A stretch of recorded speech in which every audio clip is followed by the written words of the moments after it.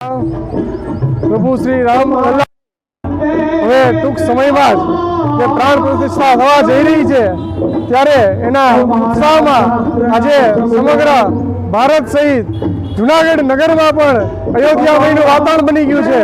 ઠેર ઠેર દરેક વિસ્તારમાં પાલકી યાત્રાઓ, મહાઆરતી, યજ્ઞ, રામ નામના જાપ, સુંદરકાંડના પાઠ સાથે આખું જુનાગઢ આજે અયોધ્યામય બની ગયું છે।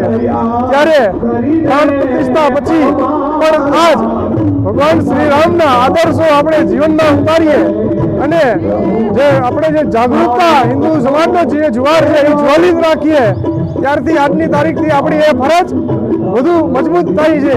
તો આપણે પણ જે પ્રભુ શ્રી રામના આદર્શો છે એને જીવનમાં ઉતારીએ અને જે રામ નામનું જે સમગ્ર વિશ્વએ જે સ્વીકાર કરી લીધું છે એને આપણે સાર્થક બનાવીએ। વસ્તુ ભારત માતા કી જય, જય શ્રી રામ।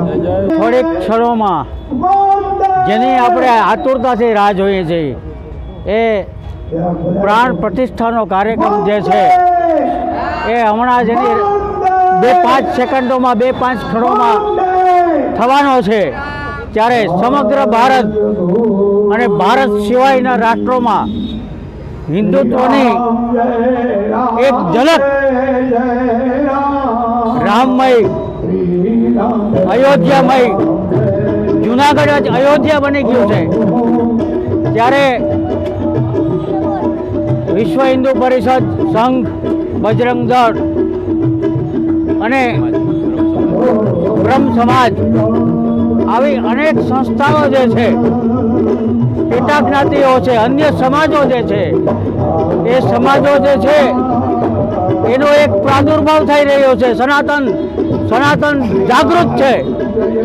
આજે એક પ્રમાણ છે હિન્દુત્વનું જાગૃતિકરણ।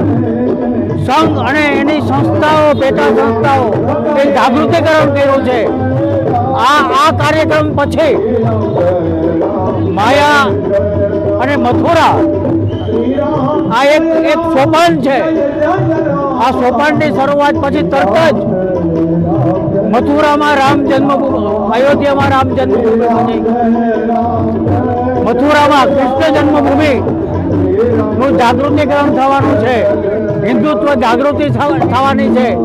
આ તકે અમે બ્રહ્મ સમાજ, વિશ્વ હિન્દુ પરિષદ, સંઘ, તમામ લોકો, તમામ સંસ્થાઓ, જુનાગઢના નાગરિકોનો આ જાગૃતિકરણમાં જે સાથ સહકાર આપ્યો છે એમનો આભાર વ્યક્ત કરીએ છીએ। ભારત માતા કી જય।